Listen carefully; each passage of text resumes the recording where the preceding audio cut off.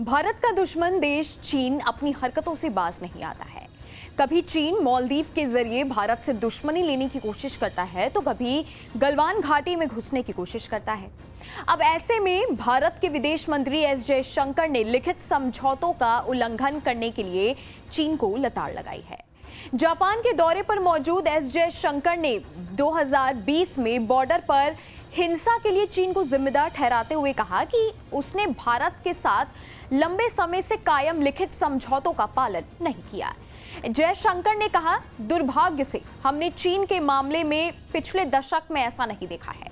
उदाहरण के लिए 1975 से 2020 के बीच 45 साल में सीमा पर कोई हिंसा नहीं हुई और 2020 में हालात बदल गए।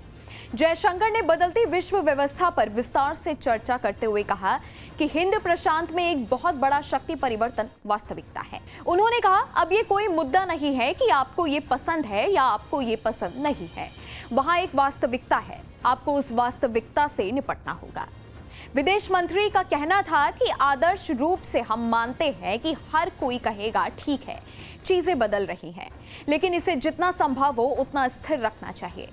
जयशंकर ने और जोर देकर कहा कि असहमति हो सकती है, लेकिन किसी पड़ोसी के साथ लिखित समझौतों की अवहेलना करने से रिश्ते और इरादों पर सवाल उठने लगते हैं। जून 2020 में गलवान घाटी संघर्ष भारत और चीन के बीच दशकों में सबसे गंभीर सैन्य संघर्ष था। भारत ने चीन के साथ संबंधों को सामान्य बनाने के लिए सीमावर्ती क्षेत्रों में लगातार जोर दिया है। आगे बढ़ने से पहले सबसे पहले बता दें कि साल 2020 में 15 से 16 जून की रात में भारतीय और चीनी सेना के बीच गलवान घाटी में LAC पर हिंसक झड़प हुई थी। भारत की तरफ से इस झड़प में एक कमांडर समेत 20 सैनिकों की मौत हुई थी।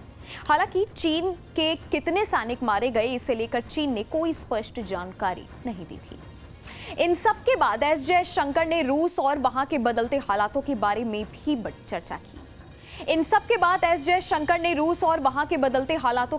भी चर्चा की। उन्होंने कहा कि पिछले 2 वर्षों के दौरान यूक्रेन संघर्ष के कारण पश्चिमी देशों के साथ रूस के संबंध टूट गए हैं। उन्होंने कहा कि आज आपके पास वास्तव में ये संभावना है कि रूस अधिक से अधिक एशिया की ओर रुख कर रहा है। इस वीडियो में फिलहाल इतना ही। आपकी इस वीडियो के बारे में क्या राय है, आप हमें नीचे कमेंट सेक्शन में बता सकते हैं। बाकी देश और दुनिया की तमाम बड़ी खबरों के लिए आप देखते रहिएगा न्यूज़ नेशन।